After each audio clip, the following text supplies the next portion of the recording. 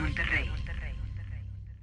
Bienvenidos a esta nuestra última sesión del taller de negocios con propósito a nombre de la Dirección de Educación para el Desarrollo de la Escuela de Gobierno y Transformación Pública del Tecnológico de Monterrey. Les doy la más cordial de las bienvenidas a esta, como les decía yo, la última sesión de estas 3 de negocios con propósito que hemos estado preparando especialmente para ustedes como la continuación del taller anterior que habíamos impartido sobre emprendimiento social. Le damos las gracias a todos los que se conectan, todos nuestros aliados alrededor de todo lo que es México, Estados Unidos y Latinoamérica, y a todos los centros comunitarios que también nos están haciendo el favor de acompañarnos. Gracias a todos los campus del TEC, a los campus del TEC Milenio, gracias.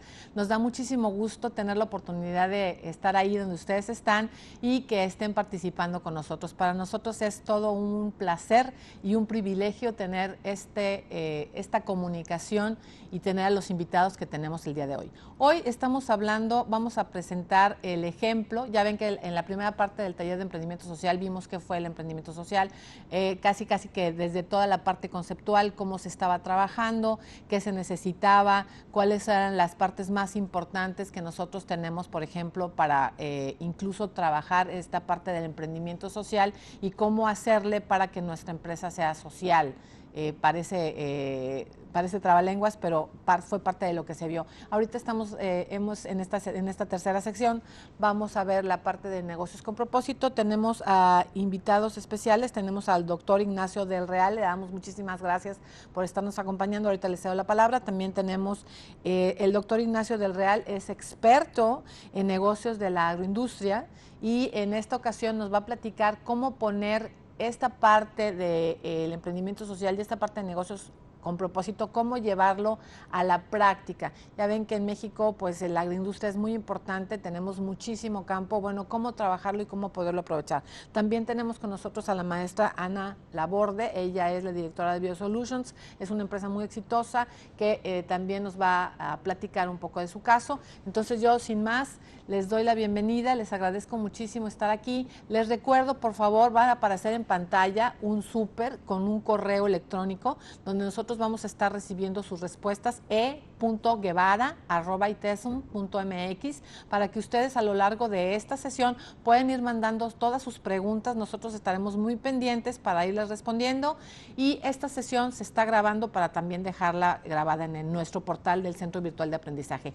También los invito que si ustedes no han visto todavía las sesiones completas o las quieren volver a ver, las quieren revisar nuevamente, dentro de la parte verde de nuestra comunidad virtual www.cca.org, ahí ustedes pueden encontrar estas sesiones del primer taller de emprendimiento social y también las 2 primeras sesiones de negocios con propósito. Acuérdense que nosotros junto con ustedes estamos muy interesados en promover el aprendizaje y estamos construyendo el conocimiento. Bueno, entonces le cedo la palabra a la maestra Ana y muchas gracias al doctor Ignacio del Real. Hola, muchísimas gracias. Gracias, Claudia. Me da mucho gusto estar acompañándolos el día de hoy, de nuevo, en estas sesiones sobre emprendimiento social. Fue un gran honor poder llevar el primer taller de emprendimiento social para todos ustedes y pues ahora es un honor que me hayan invitado a cerrar este taller sobre negocios con propósito, que es básicamente cómo aplicamos el emprendimiento social dentro de nuestras empresas. El día de hoy tenemos un caso muy especial porque vamos a dedicar toda la sesión en cómo podemos crear negocios y crear valor en la agroindustria. Y para eso tenemos invitado al doctor Ignacio del Real, que es un experto, ahora está como consultor en negocios de la agroindustria.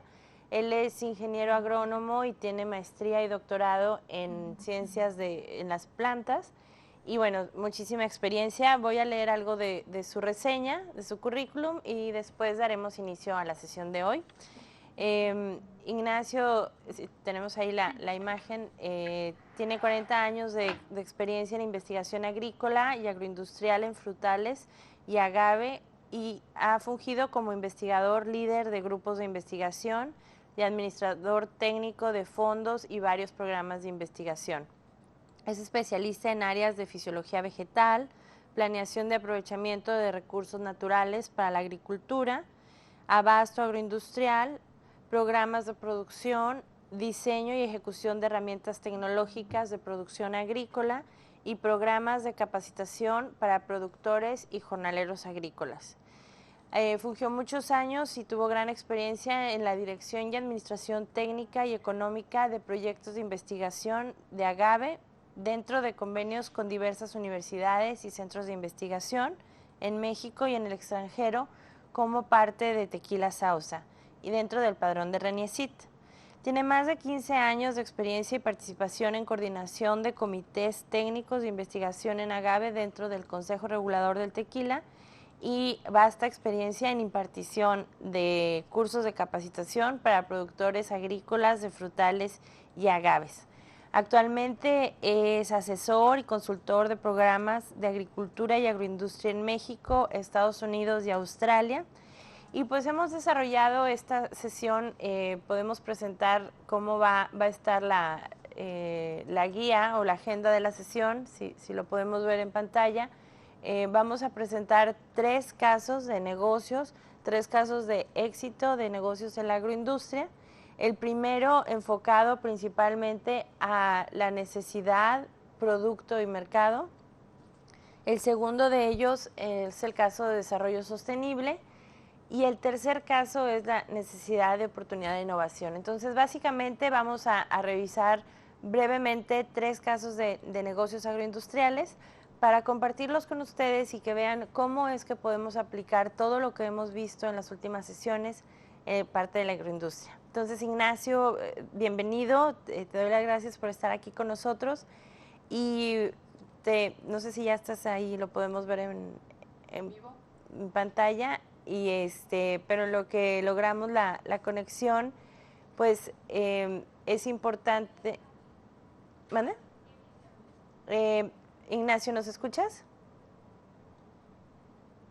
Es que vamos a pedirle al doctor Ignacio si puede hablar para que entonces cuando él habla, nosotros lo podemos ver en la imagen. Sí. ¿Sí? Estamos haciendo una transmisión. Les pedimos una disculpa a los que nos están siguiendo porque estamos en vivo y esto es lo que pasa cuando tenemos una transmisión en vivo. Estamos esperando que el doctor Ignacio se conecte con nosotros. Y ya estaba conectado, pero que hable para poderlo ver. ¿A poco lo perdimos? Sí, se perdió la transmisión. Ahorita la estamos recuperando. Bueno, pues es lo que pasa en este tipo de situaciones, no importa. Gracias de todos modos por estar con nosotros. Anita, nos estabas comentando parte del currículum bien interesante que tiene el doctor en lo que se refiere a agroindustria. Sí, tiene gran experiencia y desarrollo. Ha tenido retos muy importantes que desarrollar y resolver y pues parte de esta sesión es platicarnos de su experiencia que ha tenido, cómo ha aplicado la parte de co-creación de valor con las personas y de la agroindustria. Entonces, el primer caso es el caso de una juguera que se llama NutriFruit. Vamos a ver el tema de necesidad, producto y mercado, y no sé si puedas ya estar ahí con nosotros. Genial, ya te vemos. ¿Nos escuchas, Ignacio? Por supuesto. Muy bien, muchas gracias. Pues ya dimos la introducción, te agradecemos mucho por estar con nosotros y les he platicado al público que vamos a presentar 3 casos de agronegocios. El primero de ellos es el caso de NutriFruit, en donde me gustaría mucho que nos apoyaras platicándonos este tema de necesidad, producto y mercado, desde la parte de implementación tecnológica, el desarrollo del producto, cómo se debe hacer el análisis en los mercados de futuros y el cambio de la visión de los productores. Entonces, adelante y bienvenido. Muy buenos días. Buenos días. Primeramente, algo que nunca podemos dejar de tener en cuenta es que el elemento básico en cualquier empresa agroindustrial son las personas.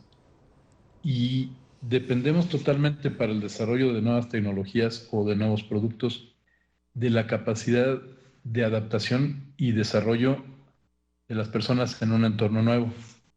Entonces, en el caso de NutriFruit, Es una empresa que fundamos hace 20 años, casi 22 años, eh, con un consorcio de 320 socios entre ejidatarios y pequeños propietarios, desde parcelas de 1 hectárea hasta parcelas de 300 o 400 hectáreas de huertas de manzana.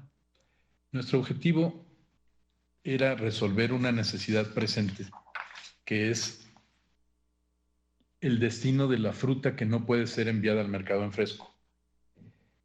Normalmente los productos perecederos tienen una vida útil muy pequeña y tienen que ser aprovechados. Entonces lo que sucede es que cuando tenemos fruta que está dañada y no tenemos una salida para esa fruta, tratamos de colocarla en el mercado, lo cual baja el precio. Y a la larga resulta un mal negocio. Pero el agricultor tiene que tratar de encontrar un retorno por su inversión. Entonces, durante muchos años se discutió aquí en la región de Arteaga, Coahuila, hacer una empresa para poder transformar el producto de desecho. Pero es una inversión grande. Estamos hablando de una inversión que hace 20 años eran $5 millones o por ahí. Y pues obviamente no se puede establecer tan fácil. Entonces, en el 93 se fundó esta empresa con un apoyo de Nacional Financiera a través de FOSIR, y a mí me tocó conducirla y dirigirla desde el principio. Entonces, el objetivo que teníamos ahí era colocar un producto que fuera rentable en el mercado. Había una implementación tecnológica que realizar. Nuestros niveles de producción tenían que ser arriba de las medias internacionales. Transferimos la tecnología adecuada, hicimos los desarrollos de producto y colocamos en el mercado mundial un producto que es un commodity. O sea, el jugo de manzana concentrado no tiene un valor individual, es un valor para mezcla en cualquier otra cosa. El mercado estaba dominado en aquel momento por Yugoslavia, por Estados Unidos, y era un mercado rentable. Sin embargo, teníamos que transformar dos partes. Una, el cambio de visión del productor para que supiera que la fruta para transformación industrial no es fruta de desecho o basura, es fruta de transformación industrial que tiene algún daño, pero que no está podrida. Y segundo, colocar un producto en el mercado en características que fueran competitivas y que nos permitieran estar vendiendo constantemente. Entonces, para ese objetivo, hicimos una planta con una capacidad de transformación que fue de las más altas del país en ese entonces. Llegábamos prácticamente al 90%, 95% de transformación, y nuestros rendimientos eran más de 30% superiores a los de las otras plantas. El problema que estuvo es que al tener un commodity en el mercado no te pertenece. Es un mercado que está sujeto a lo que hay en oferta. En el año 98, China entró al mercado con alrededor de 7 millones de hectáreas de manzanas contra 100,000 hectáreas que hay en todo el país, aquí en México, y simplemente un año poníamos producto a $14 el galón libre a bordo Saltillo, Coahuila. Habíamos desarrollado un producto orgánico con características especiales, y al año siguiente había producto disponible en Los Ángeles a $4.50 el galón. El productor tomó un tiempo de adaptación para poder entender este proceso, vio un beneficio, tuvo ventajas en acomodar su producción y seleccionar adecuadamente. Sin embargo, el entorno de mercado mundial es el que en este caso dificultó el desarrollo del proceso, porque este esfuerzo se tuvo que suspender hace 10 años y dedicarnos a productos más simples en el mercado, porque el mercado mundial de jugo concentrado pues prácticamente desapareció. En mi punto de vista, en esta empresa, el aprendizaje importante que tuvimos es que tenemos que ligar totalmente la condición real del productor y un entorno de mercado. Entonces, no basta con desarrollar una solución de necesidades y crear un producto si no estamos visualizando todo. Esto no solamente nos afectó a nosotros, de hecho, a nivel mundial desaparecieron la mayoría de las empresas que a esto se dedicaban. Tenemos, a mí me gustaría tener la oportunidad de preguntarle, a mí me llama la atención lo que dice sobre la parte de la gente, o sea, cómo manejaron en dado momento cuando la manzana, por ejemplo, perdió esta parte de la calidad o perdió esta parte que se les echó a perder, bueno, cómo se maneja, porque realmente, por ejemplo, si nos ponemos en los zapatos, en la parte de las personas o de los agricultores, los productores, la gente del campo, cómo poderlo manejar, cómo poder trabajar con ellos y cómo poder hacerlo sostenible, porque es muy difícil una situación que realmente, si no tenemos el movimiento del producto, cómo poderlo hacer sostenible y cómo poder conjuntar esta parte del aumento o de la producción con las necesidades del mercado. No sé si nos pudiera extender un poquito la información, si nos pudiera comentar cómo le hicieron, porque realmente es un problema que vemos muy seguido en muchas partes, sobre todo con artículos perecederos. Sí. Y es que el riesgo que existe con este tipo de productos es que estamos, toda la parte agroindustrial, estamos hablando de productos perecederos, entonces tienen dos mercados, es el mercado de los productos frescos y el mercado de los productos procesados. Entonces es muy importante poder tener la capacidad de esa manzana que está picada o que no está... que no está en perfectas condiciones como para comerse al natural. Ajá, pueda procesarse para hacer lo que puede ser el puré de manzana, el jugo de manzana, etcétera. Sí, pues ahí realmente no es que nosotros, como que al momento de escuchar esto me pongo en la parte del consumidor y dices tú, ay, no me quiero comer una manzana picada. Obviamente en la industria le quitan la parte que está fea para poder aprovechar lo demás, ¿sí? Pero aquí, para preguntarle y aprovechar la experiencia del doctor del Real, es cómo lo manejaron en estas circunstancias y cómo nos podría recomendar a toda la gente que nos está escuchando de los centros comunitarios de aprendizaje, que está en el campo, que lo está viviendo en el día a día, cuando de repente, bueno, las inclemencias del tiempo pues pegan muchísimo con esta parte de la producción, porque si de repente ya vemos que en diferentes partes de la República tenemos de repente estados de sequía, pero al otro lado de la República hay una inundación, entonces, o sea, ¿cómo poderlo manejar? Sobre todo cuando son situaciones que están fuera de control completamente. No solamente fuera de control, en una población natural de frutas vas a tener frutas más pequeñas o descoloridas o lo que sea. No quiere decir que sean de menor calidad para consumo, son de menor calidad visual para el mercado. Y el mercado desgraciadamente se rige por cuestiones visuales, sobre todo el mercado aquí en México, por la influencia de Estados Unidos. Cuando ves los mercados europeos, en el mercado hay fruta que no tiene una apariencia tan buena, pero el control de calidad está dirigido a la calidad de consumo. Y entonces eso tiene que educarse, y tiene que educarse desde el productor, que sepa seleccionar adecuadamente su fruta, sepa cosecharla a tiempo, sepa manejarla adecuadamente. Hay maneras de hacerla durar más tiempo, como son refrigeradores con atmósfera controlada, pero todo tiene un límite. El problema está en que lo que no puede ir al mercado, pues tiene que ir a algún lado, y no deseamos que vaya a la basura. Entonces, crear nuevos productos o crear aplicaciones adecuadas es el centro de este negocio. Este es un negocio muy viejo. Durante cientos de años se han hecho productos con frutas, pero siempre hay que buscar una manera de lograr que haya un retorno económico. El segundo problema es que si se hace a nivel muy pequeño, la producción no es suficiente para llegar a un mercado, entonces ya tienes un problema de mercado. Y si lo haces en volumen, tienes que dirigirte a productos que tengan capacidad de moverse en el mercado. Entonces, puede uno pensar, oye, es que podemos ponernos a hacer dulce artesanal, ¿correcto? ¿Qué volumen vamos a poder canalizar de esta manera?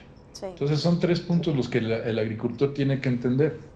Cómo manejar su producto de manera adecuada, que es una cuestión tecnológica, una cuestión de manejo racional, de decidir los momentos de cosecha y el destino de la cosecha. Segundo, ¿cómo voy a clasificar y separar adecuadamente? Y tercero, ¿qué destinos le puedo dar al remanente? De hecho, seguimos trabajando con estos productos a nivel de otros productos más específicos. pero ha tomado muchos años de desarrollo. Y en nuestra agricultura no está el agricultor acostumbrado a pensar en función de todo el retorno. O sea, muchas veces pensamos que simplemente al cosechar ya terminamos, y la verdad es que apenas estamos empezando. Sí. Sí, no, y me encanta ese aporte que estás dando y el que puedas abrirnos los ojos a nosotros y sobre todo al público que nos está escuchando en las comunidades y que tienen contacto día a día con la agroindustria, de saber cómo aprovechar todo lo que su parcela les da, todo lo que su producción les da, y no solamente, o sea, buscarle otros usos, pero desde el punto de vista del negocio, cómo poder hacer negocio con eso y cómo maximizar lo que tienen en esa parte. Yo me voy a atrever a hacer así como que un pequeño resumen de unos tips que la gente que nos está escuchando allá en los centros comunitarios es, primero, cómo manejar la producción, o sea, si yo tengo mucha producción, cómo manejarla. La segunda era cómo clasificarla, y la tercera es hacia el destino. O sea, me llama mucho la atención esa parte de a lo mejor hacer conservas o a lo mejor hacer dulces artesanales, y pues sí, poderlos distribuir dentro de mi propia comunidad, aunque no estemos hablando propiamente de una empresa muy grande, porque aquí tendremos también que diferenciar si nosotros estamos dirigiendo hacia una comunidad en pequeño, o tenemos la posibilidad de generar una gran empresa en conjunto con alguna organización de la sociedad civil o una microempresa. Bueno, hacia dónde vamos a estar encaminados. Claro. Y para concluir en este caso de la juguera de manzana, me gustaría que nos platicaras cómo fue que decidieron juntarse todos estos productores. Hablabas que trabajaron productores muy grandes hasta productores pequeñitos que tenían un pequeño pedazo de tierra, pero lo más interesante para mí es cómo lograron trabajar en conjunto con un mismo fin. Entonces, si pudieras concluir este caso con esa parte. Yo creo que esa es la parte central que responde a los dos comentarios anteriores, al resumen que estaban haciendo y al otro. ¿Cuál es el cambio esencial? Es que el agricultor puede entender que en realidad es un empresario. Es un empresario que está invirtiendo para obtener un retorno. Y poder entender que aliarse es una manera de crear empresas. Es muy difícil trabajar con productores chicos y grandes. Y aquí había habido esfuerzos de parte del gobierno o búsquedas que no habían fructificado porque simplemente es una discusión de dinero. Y aquí estamos hablando de una discusión de crear empresas. Entonces, el trabajo más grande que tuve en esta empresa fue lograr que los miembros de las comunidades pequeñas y demás se aliaran entendiendo que eran socios del proyecto. Sí. En aquel momento, un punto básico para el desarrollo fue el Fondo FOSIR de Nacional Financiera, que estaba dirigido a la creación de empresas mixtas, mediana y pequeña empresa, con un capital de inicio, y Nacional Financiera era tu socio durante los 3 primeros años del proyecto y te permitía lanzarlo. Pero manejar a una empresa con 300 y pico de socios, atenderlos como socios, hacerlos entender, comprender y vivir que realmente son parte igual que cualquier otro, sin importar el tamaño, es un punto clave. Porque entonces ya todo el mundo empieza a pensar en función de cómo hacer las cosas. Si no, el primer día que abres la fábrica, todo el mundo quiere que atiendas su fruta primero, cuando en realidad tienes que haber hecho una exploración de campo, decidir qué parcelas van a ser movidas en qué momento, si no atoras todo el proceso. Esta planta se diseñó para 100 toneladas por día. No podíamos tener 500 toneladas o 1000 toneladas ahí esperándonos, y eso pudiera suceder si el agricultor no lo entiende. O que esperaran que al momento que entró la fruta ya tengamos el retorno, cuando en realidad dependes de un producto transformado. Entonces, balancear esas cosas dentro del diálogo con todos tus socios es esencial. Los estás transformando en inversionistas, los estás transformando en empresarios agroindustriales. Sí. Para mí, ese es el punto central.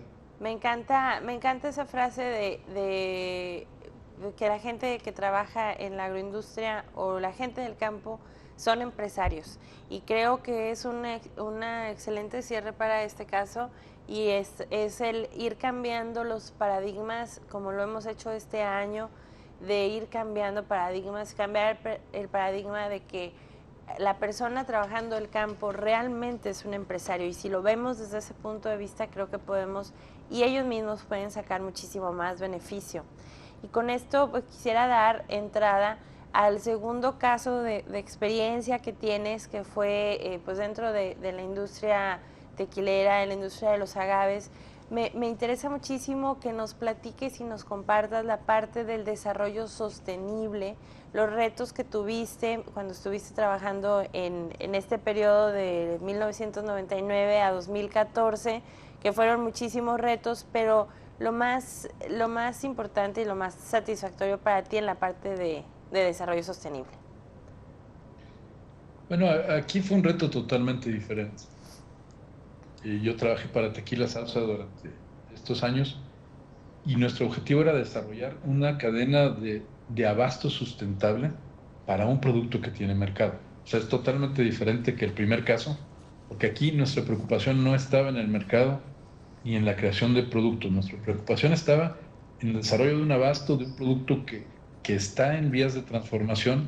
O sea, la agricultura de agave prácticamente no ha evolucionado de ser una recolección ordenada a ser una agricultura. Y para tener una agroindustria tienes que tener una agricultura organizada con metas específicas. El proceso de producción de bebidas alcohólicas de agave es un proceso que funciona a los 365 días del año. No está sujeto a cosechas, no está sujeto a temporadas, puesto que vas a transformar un tallo. Mantener un abasto ordenado para metas de mercado es una labor de planeación de 15 años, porque tienes que visualizar, en este caso, un producto que no va a estar disponible hasta 5 o 6 años después de que lo estableces en el campo.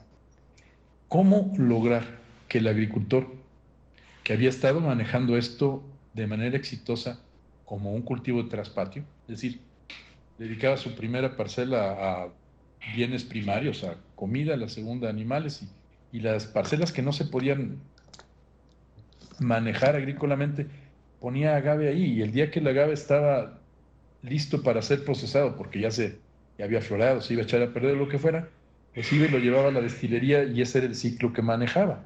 Y la industria vivía de ese mismo ciclo. Pero en los últimos 15 años se ha triplicado la producción de tequila. Y la evolución que se necesita para surtir un mercado mundial de alrededor de 300 millones de litros de tequila anuales implica producir aproximadamente 1 millón de toneladas de agave. Entonces el reto que se enfrentó allí fue cómo desarrollar un sistema de producción que permitiera mejores rendimientos, seguridad en la producción y un abasto ordenado. Pero tienes que transformar también valores entendidos de que siempre se ha hecho así y el producto está listo cuando está listo, y mi abuelito lo hacía de esta manera, para poderles explicar a los agricultores que trabajando juntos podemos lograr mejores rendimientos y transformarlos, en este caso, en empresarios proveedores de una agroindustria. Este es un caso de un producto que no tiene salida de mercado fresco. O sea, su único uso tiene que ser a través de transformación. Nadie se va a comer un agave en fresco. Entonces, desarrollar todas las técnicas que conlleva esto, desde la producción de plantas sanas hasta los mejores momentos de cosecha y aprovechamiento, etcétera, involucró desarrollos de tecnología en maquinaria, desarrollo de tecnología en prácticas específicas, manejo sanitario, trabajo con las autoridades para desarrollar regulaciones sanitarias y mantenimiento de trabajo, y mantener un desarrollo de proveedores agroindustriales de tal manera de poder visualizar el potencial productivo de una región u otra, trabajar con el agricultor para que, en lugar de establecer toda su parcela para una cosecha dentro de 6 años, fuera estableciendo partes de su parcela y tener un retorno a su inversión todos los años a partir de la primera cosecha. Involucrar la transferencia de herramientas tecnológicas para poder aumentar la productividad y asegurar un abasto. Este proceso requirió una inversión tremenda, porque el producto pues no puede dejar de estar en el mercado. El día que no hay producto en el mercado, el consumidor va a tomar otra cosa. Sí. Entonces, si costó muchísimo tiempo y oportunidades que el tequila se posicionara en el mercado mundial, igual que hoy lo está avanzando el mezcal y lo demás, tiene uno que tener una visión que permita el sostenimiento de esta actividad. Por eso decía yo que el caso de Tequila Sauza es un reflejo de lo que es un desarrollo sostenible. Tiene que llevar las dos partes. Va a haber desarrollos tecnológicos, va a haber mejoras de proceso, va a haber lo que ustedes quieran, pero tengo que tener que el proveedor el de la agroindustria tenga un desarrollo sostenible y tenga un beneficio económico. Nacho, ¿Cómo lograr esto? Es una cuestión no de técnica, porque la técnica, si no se transfiere, no existe. Decía yo al principio que en la agricultura el elemento básico es el ser humano. Y de las ingenierías yo creo que es lo más humanista que hay. Si no trabaja uno con los productores, no puede uno hacer nada. Y por ejemplo, en este No caso, ¿cómo funcionaba? Ustedes como Tequila Sauza tienen sus propios agaves, pero por lo que te entiendo, también trabajaban con agaves de los campesinos de la región. ¿Y cómo es este proceso de ir con la persona del campo que cultiva agaves y darle ese conocimiento y decirle, ¿sabes qué? Necesito que tengas una cosecha ordenada y que me entregues estos días? Básicamente lo que están haciendo es educando a esa comunidad que rodea la tequilera para que ustedes puedan asegurar su abasto. Entonces, ¿cómo es ese proceso de hablar con las comunidades que lo rodean como empresa? Es largo. Es un proceso que implica involucramiento de las partes. Te asocias con el producto. En realidad, una empresa como Sausa no puede tener miles de hectáreas porque pues, no hay manera de tenerlas. Entonces procesas de dos maneras. O bien rentas la parcela y tú haces el establecimiento, llevas todos los gastos, o te asocias con el productor, le transfieres la parte de manejo, las necesidades que tú tengas y lo demás, lo acompañas todo el tiempo a través de apoyos técnicos, de supervisiones constantes, de seguimientos, de aportarle herramientas y te asocias con él. O sea, es tu socio y al final, en el caso de asociaciones, lo hacemos por porcentaje sobre el producto. Es decir, todo nuestro acompañamiento y lo demás implica que el 20%, por decirte, del producto final ya es nuestro por todo el trabajo de acompañamiento. Lo demás es del productor, pero a precio de mercado. El precio va a variar. Entonces hay muchos detalles que hay que estar vigilando, pero tiene que ser una coinversión. Hay diferentes formas de hacerlo. Otras empresas están haciendo coinversiones con retornos anuales, otras están haciendo una parte casi de crédito agrícola. Tenemos que poder asegurar, obviamente, el abasto, porque es el centro del mercado, pero también el crecimiento. Al final, es una inversión de las partes. Si la inversión la tiene que poner el transformador, pues está haciendo una inversión de largo plazo. Entonces, es un costo involucrado que va a tener que ser pagado en el producto. Claro. Si la está haciendo compartida con el socio, disminuirá su inversión, pero no disminuye el riesgo, porque el objetivo es tener el abasto. Entonces, yo veo que en estos 15, 16 años lo que hemos avanzado es poder tener contratos lógicos y desarrollos lógicos, pero había habido experiencias muy malas en esta industria, igual que en otras ha habido, de incentivar plantaciones para después abandonar a los productores. Esto ocasiona ciclos de abasto-desabasto que no permiten manejo de mercado. Y en este caso el capital central es el producto, entonces el producto no está en el mercado, quiebra toda la cadena. Y por ejemplo, ¿qué hacían antes de este tipo de programas las personas que cultivaban agave? O sea, no tenían tal vez la cantidad de agaves para poder sacar una producción ni siquiera artesanal de tequila. Entonces, ¿qué hacían ellos antes con esa planta y cómo es que el tener su parcela les beneficia ahora? Le sacan mucho más provecho en una asociación como la que estás platicando, pero ¿qué hacían ellos antes con eso? Antes, te digo, utilizaban parcelas que no eran cultivables, laderas, terrenos pedregosos. accidentados que eran parte de sus parcelas. Entonces realmente era como tener un marranito allá atrás en el corral de traspatio. El día que lo quieres usar, lo usas. Ajá. Pero no es un sistema de desarrollo de proveeduría y no estás actuando como de una manera empresarial. Lo que ha cambiado tremendamente es que el volumen de necesidad del mercado se triplicó en los últimos 15 años, pero se había estado desarrollando bastante antes. Entonces, hay que crear una nueva cadena de proveeduría y esa cadena tiene que ser rentable.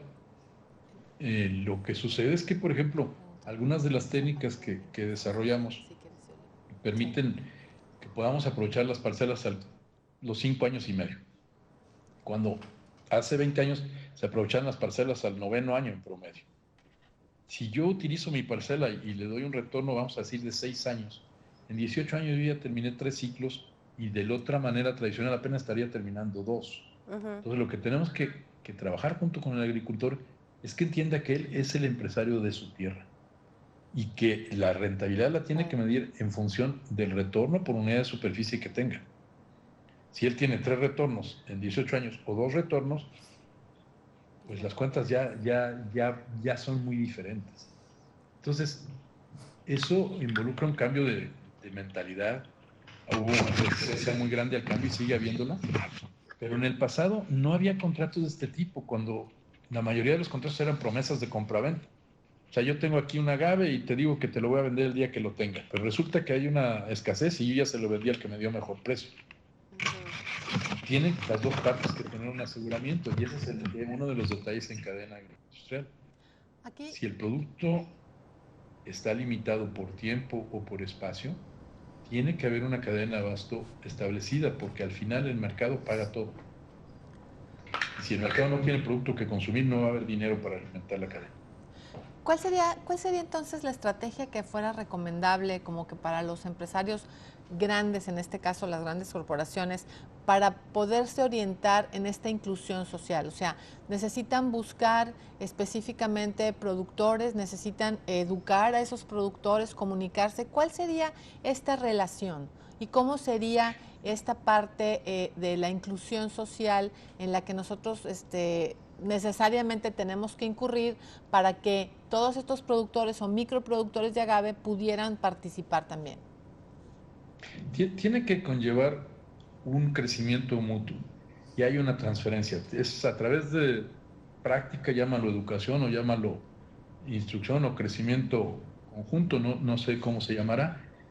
Tiene que haber una manera de que el agricultor haga suyas las prácticas, entienda las razones, las mejore, porque las va a mejorar al poderlas hacer y vea que hay mejores maneras de hacer las cosas, pero tiene que haber un retorno. Entonces, hay siempre un temor de que lo que una industria está tratando de hacer que el agricultor haga es por simple bien de la industria. Y una de las barreras que hay que romper es que se hace por el bien común. Por ejemplo, manejo de plagas y enfermedades es un manejo que es necesario para toda una región, no es privativo de una entidad.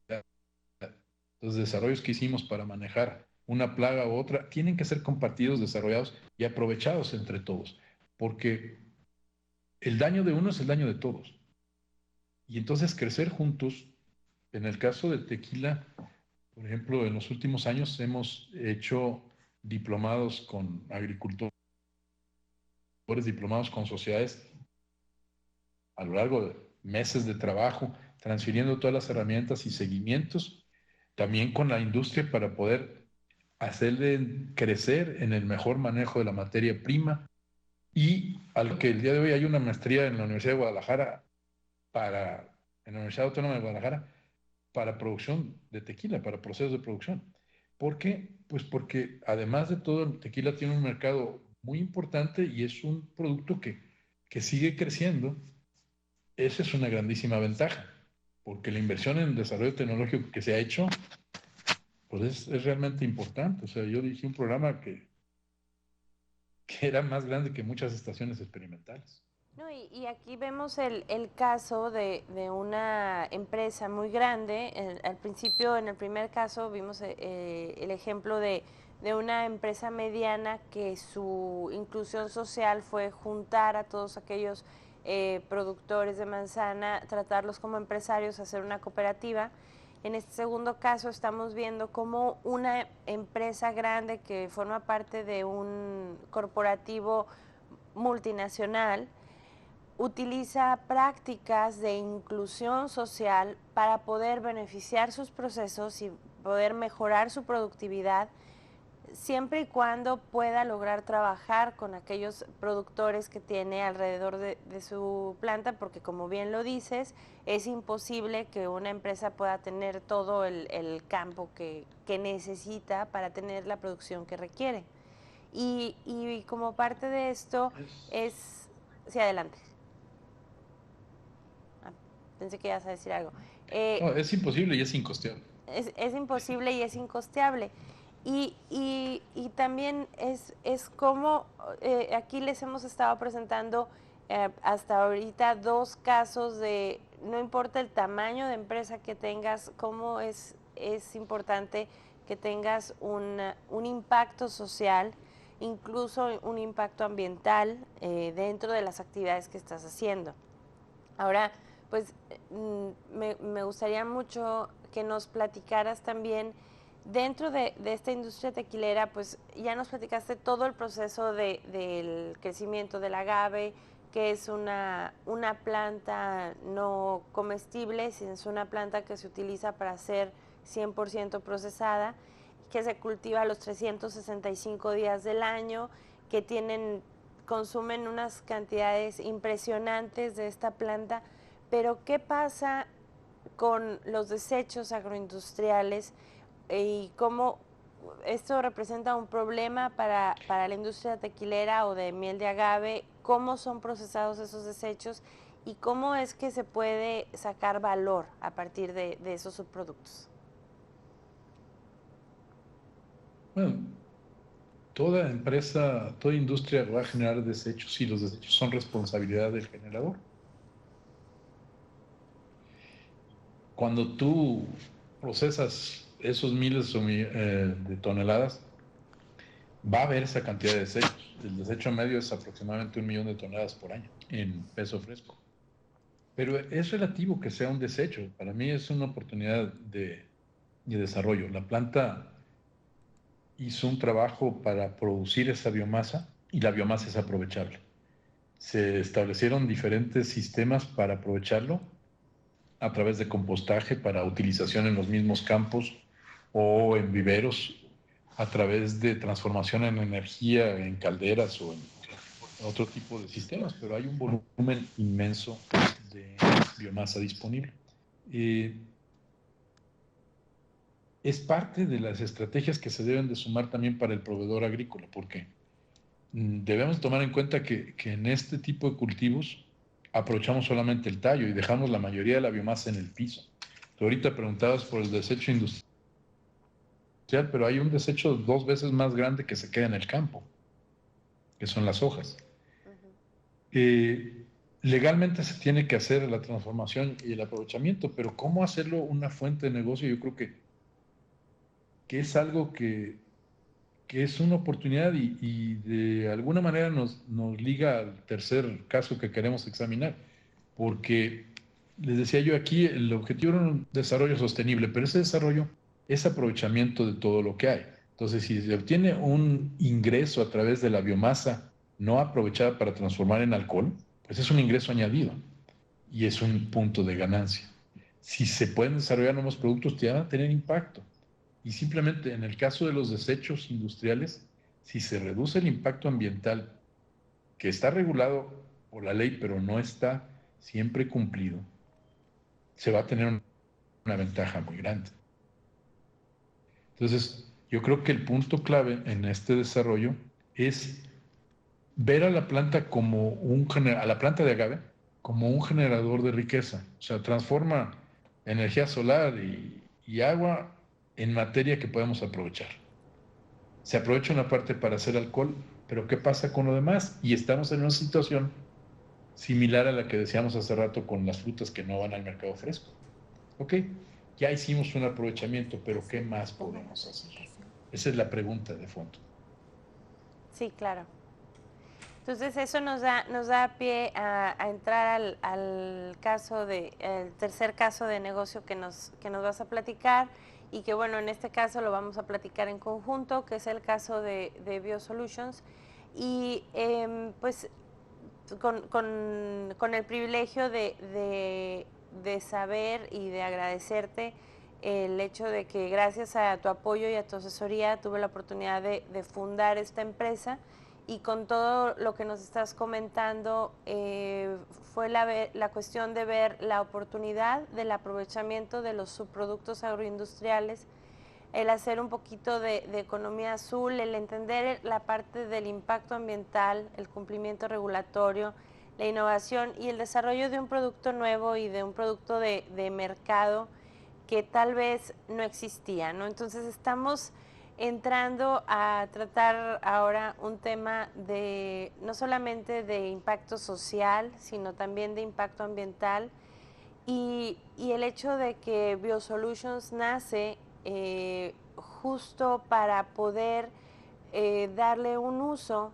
a todo esto que estás platicando, que es poder darle uso a lo que es considerado un subproducto agroindustrial, pero que efectivamente si lo vemos desde otro punto de vista, pues son recursos aprovechables o es materia prima, ¿no? Entonces es el cómo lo que para muchos es considerado basura o un desecho, es cómo podemos ir cambiando la visión, como fue el caso de BioSolutions. ¿Cómo nos puedes invitar al público que nos está escuchando a que vean que los subproductos agroindustriales o que lo que se queda en el campo puede ser también una materia prima aprovechable para otros negocios, y cómo es ese proceso de identificación o tal vez transformación y hacer un negocio a partir de ello?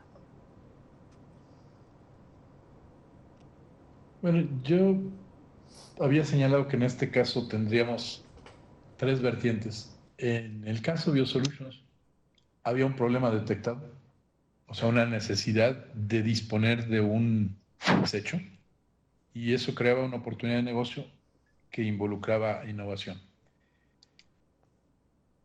Y esa innovación puede ir a cualquier otro lado. ¿Qué es lo que tenemos al final? Una maquinaria biológica que es una planta que capturó dióxido de carbono, energía solar y construyó moléculas de celulosa que quedaron en fibras, otras que quedaron en azúcares, y se aprovechan. Y eso es lo que aprovechamos. En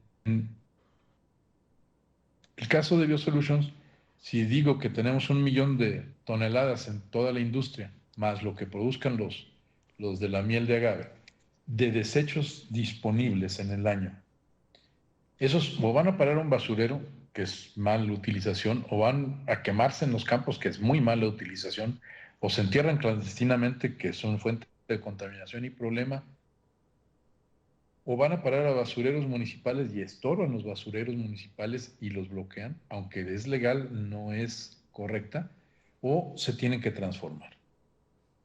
Se pueden transformar, como decía hace rato, en composta para usos agrícolas, pero esa tiene límites de uso por región y por distancia y por costo de flete. Se pueden transformar en energía como biosustitución, y en ese caso se utilizan calderas de biomasa o generadores eléctricos. Es válido, pero requiere volúmenes de inversión y volúmenes de trabajo. O se pueden transformar en nuevas cosas. Yo no sé si empezar a platicar estas cosas con tequila nos dio más pesadillas a ti y a mí que sueños, pero nos ha llevado a un camino diferente. En el caso de BioSolutions se tomó la alternativa de examinar qué se podía hacer en un proceso bioplástico, y se ha llegado a los productos que ya están en el mercado. Ahí hubo una creación innovadora de una línea nueva de productos que hoy tiene que abrirse campo en el mercado. ¿Cómo va a afectar esto? Pues a diferencia de los otros dos casos que tenía yo, el producto es parte de la generación de innovación.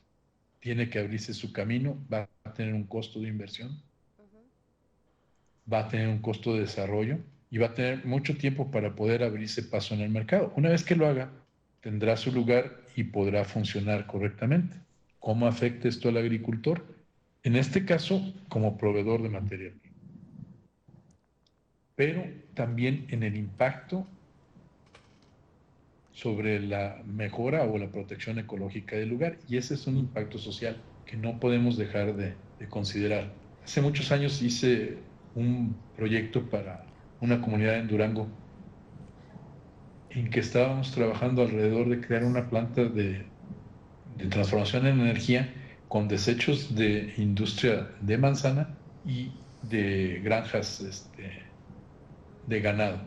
Desgraciadamente fue en los años de crisis y el proyecto nunca cristalizó a realizarse, pero las comunidades tienen el potencial de transformar sus desechos en cosas aprovechables. Yo quisiera aquí, Y ese es un impacto en el que quisiera, antes de avanzar, quisiera aquí detenernos un poquito, si es posible, para poderles preguntar a los dos, ¿cómo es ese proceso de innovación? Porque como para ustedes es así como que lo cuentan como que ya muy normal, ¿no? O sea, ¿cómo transformar la basura en algo? Sí, pero, o sea, ¿cómo fue el proceso de innovación? ¿Qué se necesita? Porque yo sé que muchas de las personas que nos están escuchando ahorita, pues a lo mejor tienen esa opción de obtener pues muchas cosas en el campo y dices, ¿y cómo le hago? O sea, ¿cómo la transformo? ¿Qué necesito hacer? O sea, si pudieran darnos, yo sé que en su experiencia, como que algunos pasos o alguna guía o en qué me tengo que fijar para poder trabajar en este proceso de innovación. Yo no sé qué vaya a decir Anel, pero yo diría que necesitas mente de niño y probablemente un par de copas de tequila. Porque necesitas poder abrir tus ojos y decir, ¿qué cosa tengo enfrente de mí? Y pensar fuera de la caja. O sea, si es algo que ya se hizo, pues probablemente ya existe. Si es algo que va a ser nuevo, pues requiere sueños. Requiere soñar. Y soñar cuesta.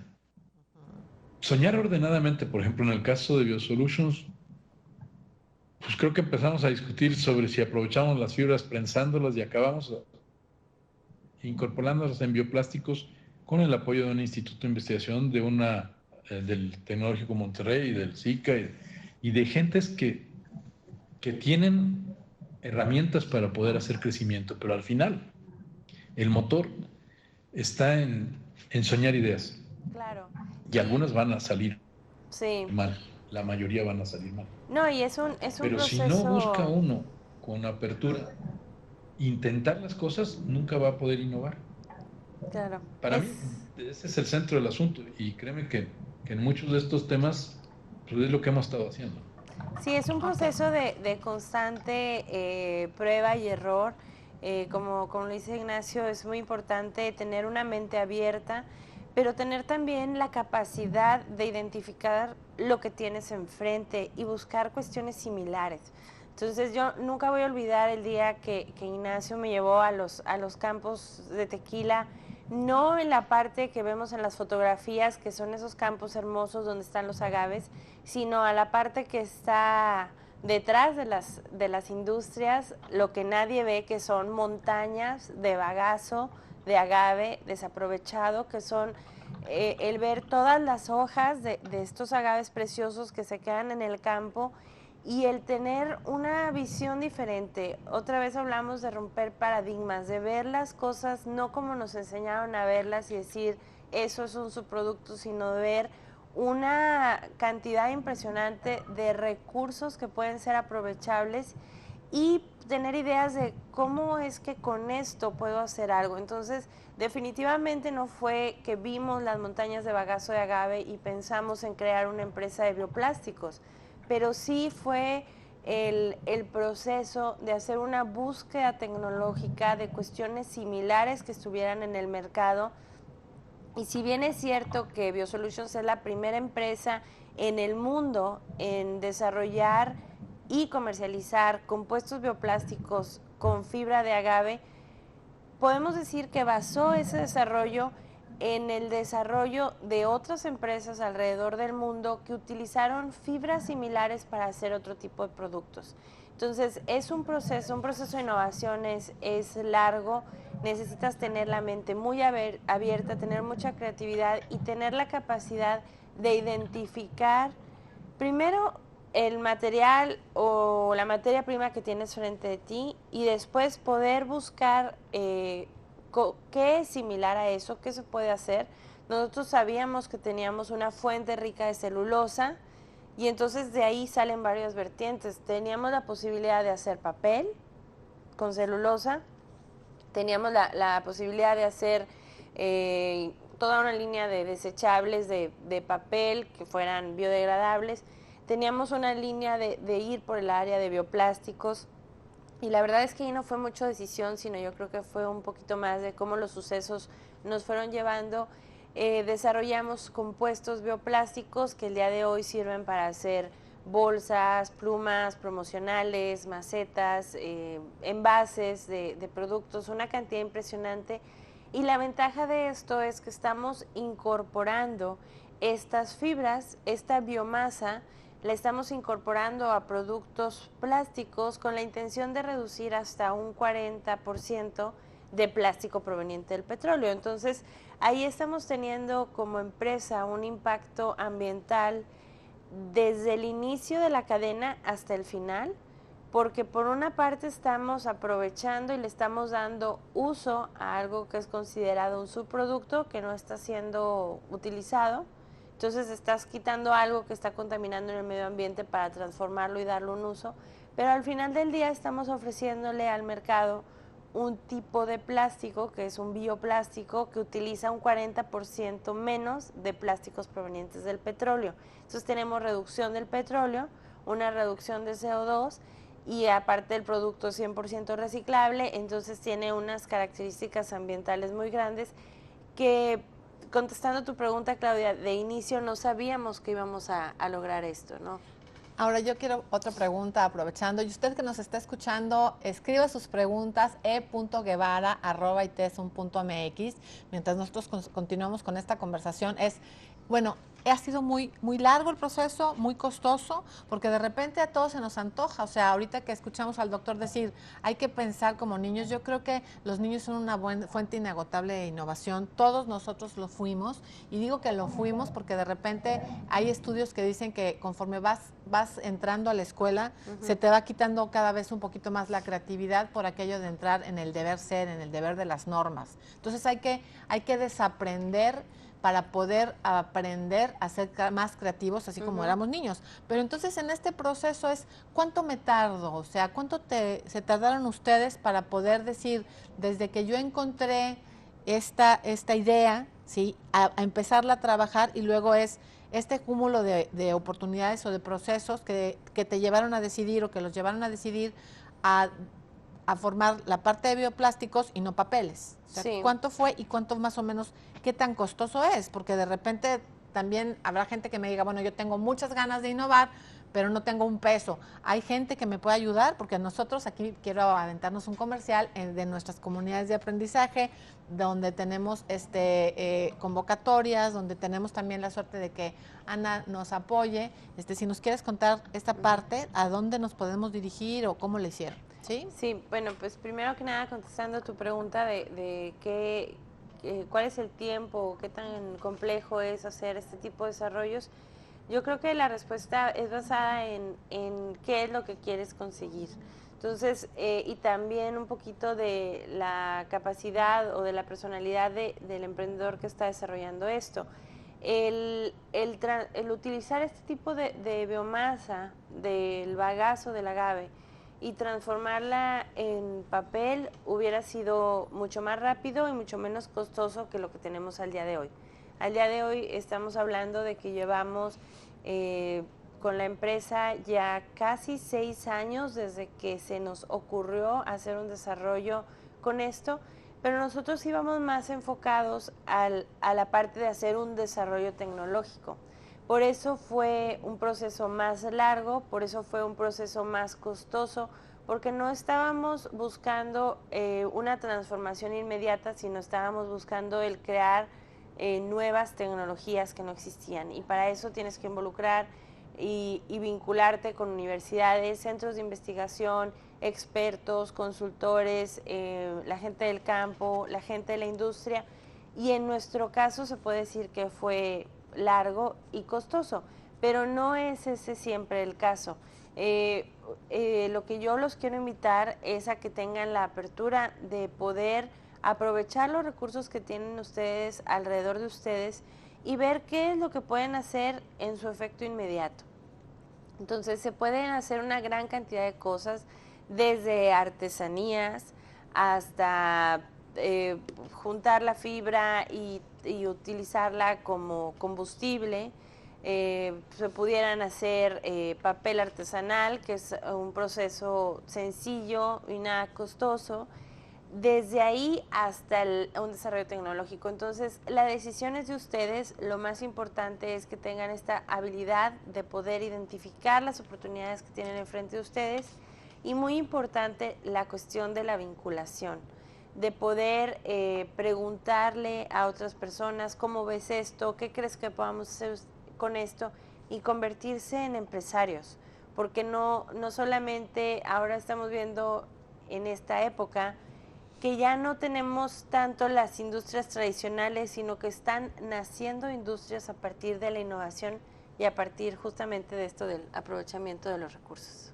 Pues bueno, aquí recapitulando un poquito, podríamos decir que se vale soñar. Es importante que todas esas sueños, ideas, esta parte de la creatividad, o sea, no la cortemos, se vale soñar.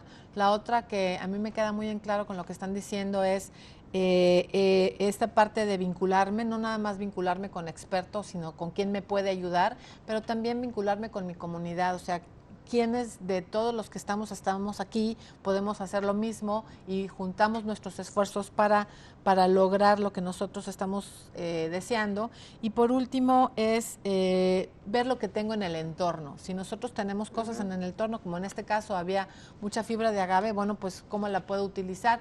¿Qué hay en tu entorno? Tú que nos estás escuchando desde cualquier comunidad dentro de los centros comunitarios, ¿qué hay en tu entorno que puedas utilizar?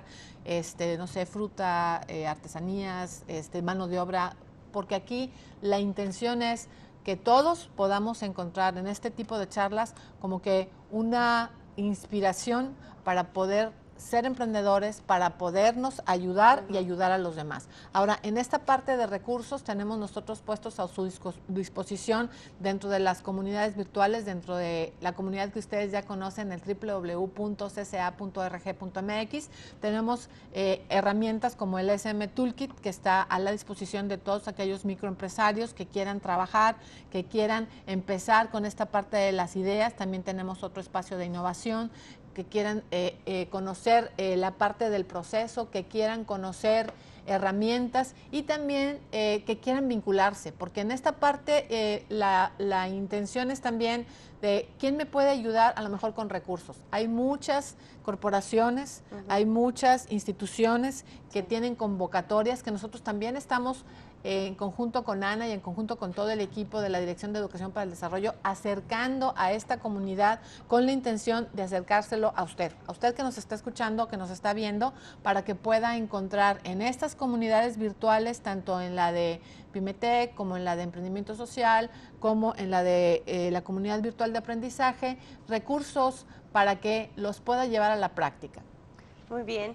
Pues me gustaría, Ignacio, cederte la palabra para que puedas darnos una conclusión de estos casos que desafortunadamente no tenemos todo el tiempo que quisiéramos para que nos platicaras a detalles de ellos, pero creo que obtuvimos puntos muy importantes en cada uno de los casos que presentas.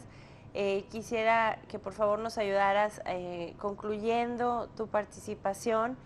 Y vamos a pedir que nos empiecen a enviar las preguntas y respuestas para poder tener 15, 10 minutos en una sesión de cierre.